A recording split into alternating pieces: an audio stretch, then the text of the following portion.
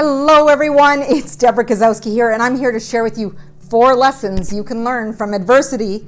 Stay tuned. We are talking about how you can let adversity be your university. Now, you're thinking about adversity, Deb? It takes a lot of courage. It takes a lot of work to move through adversity. And you can be in a challenge or an adversity right now, wondering if you're ever going to see the light of day. And you could be moving through one and even coming out of one right now. And I'm here to tell you that you've developed mental toughness, because mental toughness does not come from comfort. And also, adversity helps us regulate some of the emotions that go on. You can't help but having triggered emotions when there's chaos, and learning how to tame the chaos and stay calm and take calm, cool, and collected lessons here. So we're going to be talking about the greatest lessons that adversity teaches you to move through life. And adversity is your university. So the greatest lessons that you take away from adversity, or the challenges you have, is learning about some of the limitations you might have put on yourself, some of the patterns of behavior that you fall into, and even some of the self-limiting beliefs that you've told yourself, that narrative that's 6 inches between our ears, and really thinking about the skill sets that you needed and that you didn't even know you had. So one of the most important traits that comes out of adversity, per se, is the quality of resilience. Being able to flex, being able to adapt and shift, and you know that word, pivot, is a popular word that you've probably heard over the past 2 years. And being adaptable, being fluid like water. Now, I want to share with you a story about a mentor shared with me. Is each of our adversities, our challenges, are like stepping stones in a garden. And as we face one challenge and develop a skill set or find out about limiting beliefs or whatnot, we take a step to the next challenge and the next challenge.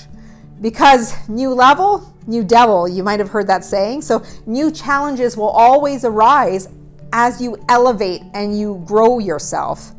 So these stepping stones, we don't see them because in front of us, we have no path. And as we face a challenge, a stone is placed. As we face another challenge, a stone is placed. And then before you know it, you look over your shoulder and you realize a whole path was formed. A path was formed behind you that you didn't even know existed. And it's leading you exactly where you need to be. And I know you're like, adversity, really? Who I'm meant to be? This is some tough stuff.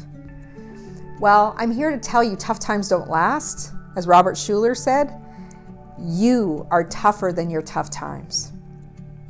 And when we think about adversity, I want to share with you 4 lessons that are going to help you move through adversity. Number 1 is expect the unexpected. You know, what happens is when adversity hits or challenges, often we move into a tailspin, needing to adapt and change and flex, and thinking about time, resources, and people, and our loved ones, and all these things that they happen on the fly, and we're having to think really quick and not knowing what to do all the time. We face uncertainty like that every day, but most of the time we feel like we're pacing ourselves, moving through one challenge at a time, because some adversities are small. Some challenges are thinking through a problem to a solution. And if you're focused so much on the problem, you don't see a solution. But if you go in there solution focused, looking for possibilities, seeing the opportunities, you will find solutions. You're not blocking your thinking by focusing on problems. Number 2 is reframing your definition of failure. Now, when people see and view failure, they're often looking at faceplant, staying down for the count, not getting up. Well, I'm here to say dust yourself off and reframe the way you're looking at those mistakes, those wrongdoings, errors, because failure leads to success. It teaches us what we didn't do right. And if we're always doing things right, do you think you're stretching yourself? Are you growing? So you have a mistake, so you have a failure. But what is the greatest lesson that you're taking away from it? What is the new skill you've developed? What is a new belief you've developed? Maybe you've crossed a limiting belief that you had, or a limitation that you told yourself you're not capable of.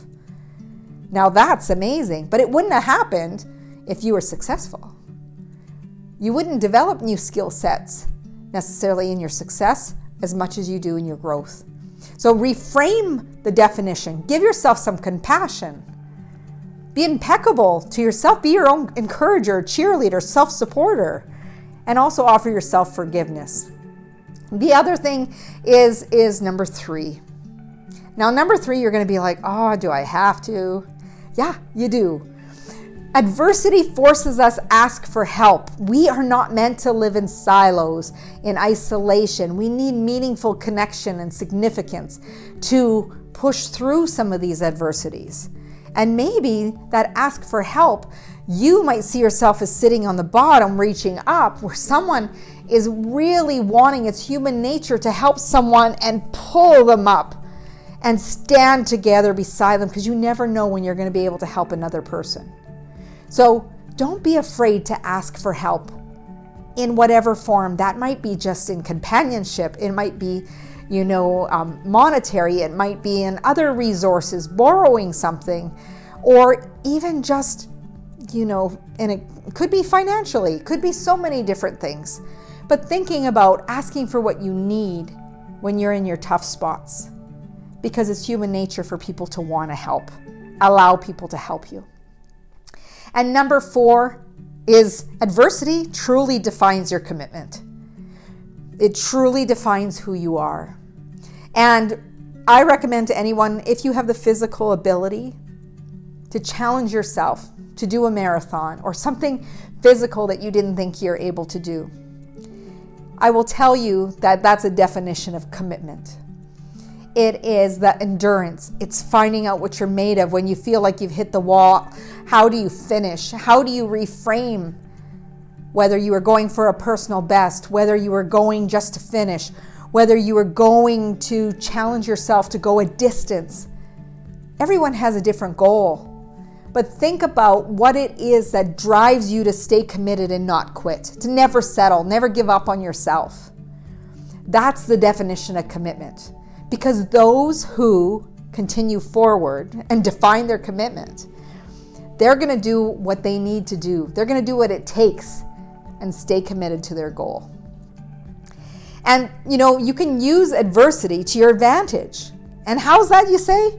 Well, using adversity to your advantage involves discovering your strengths, discovering what you are capable of in the process because of this adversity.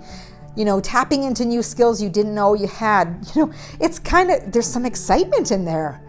It's all in how you view it. And sometimes it's not at the time. Our lessons in life often come from hindsight. So I'm being realistic here, but to really think about how you develop that strength. The other one is demonstrating courage over comfort. Now, a lot of our growth doesn't come when we're in our comfortable spots. It comes when we have the courage to grab on to our brave. And when you are brave, you do amazing things. And sometimes it's, that jump, that leap of faith in yourself, walking into the unknown.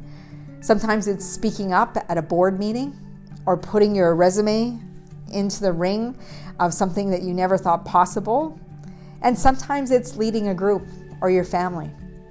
So these are some things, during the pandemic, people have had to shift and move and adapt into many different situations, whether it be technology-based, whether it be homeschooling, whether it be hybrid models, working from home, having to adapt their environments to really focus in on what they needed to accomplish. And sometimes you don't know what you can do until you're put into a position where you have to do something different. Now, the other one is taking bold moves. And that's why I'm talking about all this.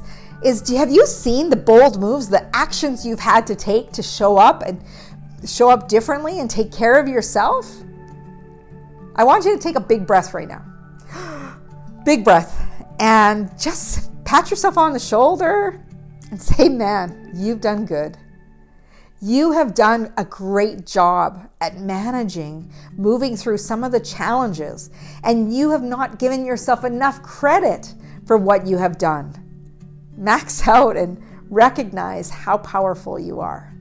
Because with this new awareness, you make new choices. And with new choices come new results. So I want you to let your adversity be your university, take the lessons you've learned, and empower yourself in your life, your leadership, or your business. Take it on now, and be bold.